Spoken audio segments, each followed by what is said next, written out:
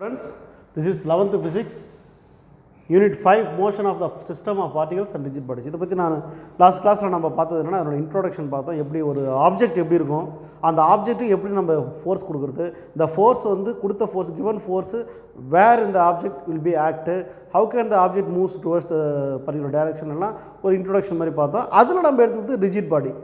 System of the பார்ட்டிகல்னாலும் rigid பாடின்னு ஏறக்குறைய சம்மந்தான். ஒரு எல்லா பார்ட்டிகளுடைய கூடுதல் தான் சிஸ்டம் ஆஃப் பார்ட்டிகல்னு சொல்கிறோம். அந்த பார்ட்டிகல் உள்ளே இருக்கிற ஆட்டம்ஸில் டிஸ்டன்ஸில் எந்த குறைபாடு இல்லாமல் ஒரு குறிப்பிட்ட பைண்டிங் இருந்துச்சுன்னா that is known as rigid body. ஒரு கடினமான ஒரு பொருள், அதனுடைய மூமெண்ட்டை பார்க்க போகிறோம். ஏன்னா இந்த பாடத்தை பொறுத்த வரைக்கும் we can analyze the size and shape of the object when given the force. பாருங்கள், இப்போ நம்ம பார்க்க போகிறது centre of the mass. Centre of the mass, மையத்தில் உள்ள நிறை. ஏன்னா இப்போ நான் முதல்ல சொன்னேன், லாஸ்ட் கிளாஸில் சொன்னேன். என்ன சொன்னேன்? If a force acting on the body means it only act on the center of the object, then only it moves towards the direction. அப்போ மையத்தில் ஏற்படக்கூடிய ஒரு ஃபோர்ஸ். ஸோ நம்ம சென்டர் பொசிஷன் தான் நம்மளுக்கு முக்கியமாக தேவை. என்ன சொல்கிறாங்க பாருங்கள், இந்த ஒரு ரிஜிட் பாடியில் இப்போ நம்ம ஒரு ஃபோர்ஸ் கொடுக்குறோம் அப்படின்னா it does not moves in the same path. ஒரே பாத்தில் தான் போகணுன்னு அவசியம் கிடையாது. இப்போ for example depends upon the shape of the object. இது ரொம்ப முக்கியம். ஏன்னா இப்போ பாருங்கள், இது ஒரு ரவுண்ட் ஷேப்னு வச்சுக்கோங்களேன். இது ஒரு ஃபோர்ஸ் தரோம், இதில் எந்த வித மாற்றமும் வராது. அது ரவுண்ட் ஷேப்பு. சுற்றி சுற்றி சுற்றி சுற்றி போனால் கூட, தன்னைத்தானே சுற்றி போனால் கூட அதில் மாற்றம் வரல, ஷேப்பில் எந்த மாற்றம் வரல. ஒருவேளை அது போய்ட்டு ஃபோர்ஸாக போய் மோதி உடையுதுனா தான் அதில் மாற்றம் வருதுன்னு அர்த்தம். அது ரெண்டாவது, அது நெக்லிஜிபிள்னு சொல்லிட்டாங்க, அது வேண்டாம், ரைட். ஆனால் இந்த ஃபோர்ஸ் பார்த்தீங்கன்னா இப்போது ஃபார் எக்ஸாம்பிள் ஒரு இதுவோ ஒரு ஸ்டிக்கோ அல்லது வேறு ஏதாவது ஒரு பொருள், ஒரு பானையோ, பானைலாம் ரிஜிட் பாடின்னு சொல்ல முடியாது, ஒரு உதாரணத்துக்கு சொல்கிறேன். ஸோ இதெல்லாம் நம்ம வந்து ஒரு ஃபோர்ஸ் கொடுக்கும்போது ஆட்டோமேட்டிக்காக என்ன ஆகுதுன்னா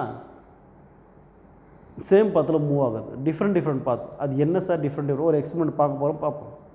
நம்ம உதாரணமாக ஒரு பொருள் எடுத்துக்க போகிறோம். அதுக்கு எக்ஸாம்பிள் வந்து வீல் சொல்கிறாங்க. என்ன சார் வீல் என்ன ஒரு வித்தியாசம் அப்படின்னா, அதில் பாருங்கள், இந்த வீலில் வந்து பார்த்திங்கன்னா சென்ட்ரு பாயிண்ட் ஒன்று இருக்கும். இப்போ நம்ம சைக்கிள் ஓட்டும்போது சைக்கிளில் அது ரொட்டேட் ஆகிட்டே இருக்குது. சென்டரில் வந்து பார்த்திங்கன்னா அந்த கம்பியில் அந்த பால்ட்ரெஸ்லாம் போட்டு வளர்ப்பாக்கி நம்ம சுற்ற விடுவோம் இல்லையா, அந்த இடம் தான் ரொம்ப முக்கியம். அப்போ ஃபோர்ஸ் எங்கே கொடுக்குறோம் அங்கே தான் கொடுக்கணும். இப்போ இந்த சைக்கிள் செயின் போய் முடியுது பாருங்கள், நம்ம அங்கே பெடல் போடுறோம், மெரிக்கிறோம்.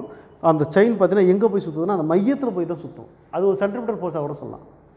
ஸோ அதுதான் இங்கே வந்து வீலை வந்து ஒரு எக்ஸாம்பிளாக சொல்கிறாங்க. அப்போ என்ன அர்த்தம்? we can give the action on the centre position தான் ஆக்ஷன் கொடுக்குறோம்.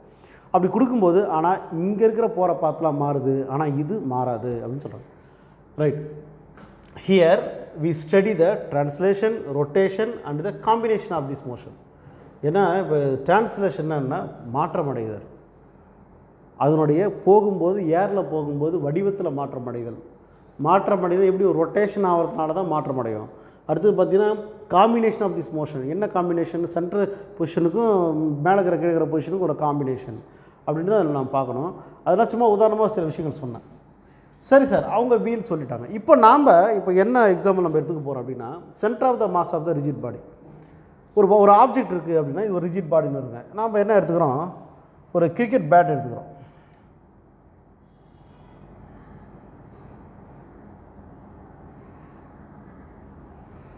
ஒரு கிரிக்கெட் பேட் எடுத்துக்கிறோம். இந்த பேட் என்ன பண்ணுறோம்? நம்ம தூக்கி போடுறோம். இப்போ பாருங்கள், இந்த பேட் நம்ம உங்கள் புக்கில் டயக்ராம் இருக்கும். அது தூக்கி போடும்போது அப்படியே ரொட்டேஷன் ஆகிட்டு தான் போச்சு. சில நேரத்தில் இப்படி ரொட்டேஷன் ஆகி இப்படி வச்சு மாறும் பாருங்கள். இப்படி போடும்போது இப்படி ரொட்டேஷன் ஆகி இப்படி மாறும், இல்லை இப்படி ரொட்டேஷன் ஆகும். எப்படி மாறினாலும் நம்ம கொடுத்த ஃபோர்ஸு சென்டராக தான் இருக்கும். சென்டரில் கொடுத்தோம்னா இதில் மாற்றம் வரலாம், ஆனால் போயிட்டு அது இங்கேருந்து தூக்கி பேட் அப்படி தூக்கி போகிறோன்னா இது எந்த பாத்தில் போவோம்? பேராபோலிக் பாத்தில் தான் போகும். பேட் இங்கே இருக்குது, அப்படியே இங்கே இருக்குது, இப்படி இந்த ஷேப்பில் வருது. ஆனால் எல்லாமே பாருங்கள் இந்த சென்டர் பொசிஷன் தான், இப்படி தான் போகும். அப்போ இந்த பாத்து வந்து என்ன பாத்து அப்படின்றத நம்ம பின்னாடி பார்ப்போம். ஸோ இப்போது இது ஒரு rigid body. Cricket bat is the rigid பாடி. அது பர்டிகுலர் ஷேப் வச்சு நம்ம தூக்கி போட முடியாது. ஸோ இப்போ பாருங்கள், when bat throw in the angle, ஒரு குறிப்பிட்ட ஆங்கிள் நான் அந்த பேட் அப்படி தூக்கி போடுறேன். அப்படி தூக்கி போடும்போது அது பரவளையமா, தட் மீன்ஸ் பேரபோலாவா அப்படின்னு நம்ம கண்டுபிடிக்க போகிறோம். So here one point in parabolic other வந்து டிஃப்ரெண்ட் பார்த்து சொல்கிறாங்க பாருங்க. ஒன் பாயிண்ட் இந்த மைய பகுதி. இப்போ ஃபார் எக்ஸாம்பிள் உங்களுக்கு வந்து விளக்கணும்னா இந்த பாருங்கள், இதுதான் பேட்டு பாருங்கள். இந்த பேட்டில் நான் இந்த பேட்டை இப்படி தூக்கி போட போகிறேன், மாறுதா இல்லையா? இங்கே பாருங்கள், இந்த பேட்டு இதை அப்படி தூக்கி போடுறேன், அப்படி போயிட்டு இறங்கி சுற்றி மாறுது பாருங்கள். அப்படி மாறுதுன்னா என்ன அர்த்தம்னா, ஆனால் நான் போடுறது வந்து இப்போ நான் போடுறது வந்து பார்த்திங்கன்னா நான் இந்த சென்டரில் தான் போடுறேன். இங்கே பாருங்கள், இந்த என்னுடைய பாயிண்ட் சென்டர் பாயிண்ட்டு, அந்த சென்ட்ரு பொசிஷன் போகிற வேவ் மட்டும் மாறாது. அதுதாங்க, அந்த சென்ட்ரு பொசிஷன் போகிற வேவ் மட்டும் மாறாது. அப்போ இது பேரபோலாவாக இருக்குமா? ஆமாம், இது ஒரு பேரபோலா தான். பாருங்கள், ஹியர் ஒன் பாயிண்ட் இன் பேரபோலிக்கு. ஆனால் மற்றபடி இந்த சென்ட்ரு பாயிண்ட் மட்டும் இந்த சைடோ பேரபோலிக்காக இருக்காது. அது வெவ்வேறு வடிவத்தில் சுழன்று போய்விடும். ஸோ அந்த ஒன் பாயிண்ட் தான் சென்டர் ஆஃப் த மாஸ் அப்படின்னு சொல்கிறாங்க. சென்டர் ஆஃப் த மாஸ் அப்படின்னு சொல்கிறாங்க. So the centre of the mass of the body is a point where the entire mass of the body appears. நிச்சயமாக இன்றைக்கி பார்த்தீங்கன்னா ஒரு குச்சி நம்ம தூக்குறோன்னு வச்சுக்கலாம். இப்போ ஃபார் எக்ஸாம்பிள் இதுதான் ஒரு குச்சின்னு வச்சுக்கோங்க. இந்த குச்சியை நம்ம எடுக்கிறோம், நீட்டு குச்சி. இந்த சென்ட்ரு பொசிஷனில் கை வைக்கும்போது தான் தூக்க முடியுது. அப்படி இங்கே பாருங்கள், ஏற மாட்டேங்குது. அப்போ இந்த சென்ட்ரு பொசிஷனில் வச்சு தான் நம்ம பாருங்கள், சென்ட்ரு பொசிஷனில் வச்சு தான் நம்ம தூக்குறோம். அப்போது என்டையர் மாஸும் ஈக்குவல் பண்ணுறது எங்கே? இந்த சென்ட்ரு பொசிஷனில் தான். இது தான் இங்கே சொல்கிறாங்க. ஸோ இந்த centre of the mass of the பாடினா a point where the entire mass of the body appears to be concentrated. எல்லா அந்த பெரிய ஆப்ஜெக்டில் எல்லா அந்த சென்டர் ஆஃப் த மாஸ் நம்ம கொடுக்கும்போது அந்த ஒவ்வொரு பார்ட்டியோடைய மாஸ் எல்லாம் சென்டரில் வந்து இருக்குது. இந்த பாயிண்ட் தான் வந்து என்டையர் பாடிக்கான ஒரு ரெப்ரசன்டேஷன். இந்த பாயிண்ட் தான் right. For regular shape and uniform mass distribution, the center of the object is at the geometrical center of the body. Geometrical என்ன அப்படின்னா, இப்போ வந்து இது வந்து நான் சொன்ன மாதிரி இந்த ஆப்ஜெக்ட் இப்படி இருக்கு வச்சுக்கோங்க, இந்த சென்டரில் தான் நம்ம ஃபோர்ஸ் கொடுக்குறோம். இங்கே கொடுக்கும்போது தான் எல்லாம் நகருது. அப்போது இது எல்லாமே ஈவனாக வந்து ஏற்றுக்குது. இங்கே கொடுக்குற ஆப்ஜெக்டை இது இங்கே இருக்கிற அனைத்து பொருளும் ஏற்றுக்குது. So examples for the circle and sphere. இப்போ ரெண்டு எக்ஸாம்பிள் கொடுக்கும். ஒன்று ஃபஸ்ட்டு சர்க்கிள் அண்ட் ஸ்பியர், வட்ட. இது வர ஃபஸ்ட்டு ஒன்று சர்க்கிளாக இருக்கட்டும் அல்லது ஏதோ ஒன்று கோள வடிவமாக இருக்கட்டும், ஏதோ ஒன்று. அதில் the centre of the mass is at their centre. இதில் வந்து சென்டர் ஆஃப் த மாஸ் எங்கே இருக்கும்? மையப்பகுதியில் இருக்கும். ஒரு சர்க்கிள் எடுத்துக்கிறோம், அதில் சென்டர் ஆஃப் மாஸ் எங்கே இருக்கும்? மையப்பகுதியில் தான் இருக்கும். சரி, இப்போ வந்து ஒரு ஸ்கொயரோ அல்லது ஒரு ரெக்டாங்கிளோ எடுத்துக்கிறோம். இங்கே சென்டர் ஆஃப் மாஸ் எப்படி கண்டுபிடிப்பேன்? நீ மாட்டு புள்ளி வச்சுருவியா?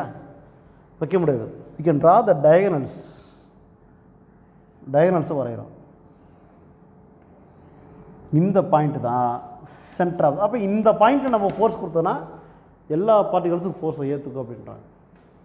ஸோ ஃபார் அதர் பாடிஸ் இதை தவிர்த்து ஸ்பெரிக்கலு ஸ்பியரு ஸ்கொயரு அந்த ரெக்டாங்கிளை தவிர்த்து the centre of the mass has to be determined using the some method. சில மெத்தட்ஸ் நம்ம எடுக்க போகிறோம், அதை நம்ம பின்னாடி பார்க்க போகிறோம். The centre of the mass could be well within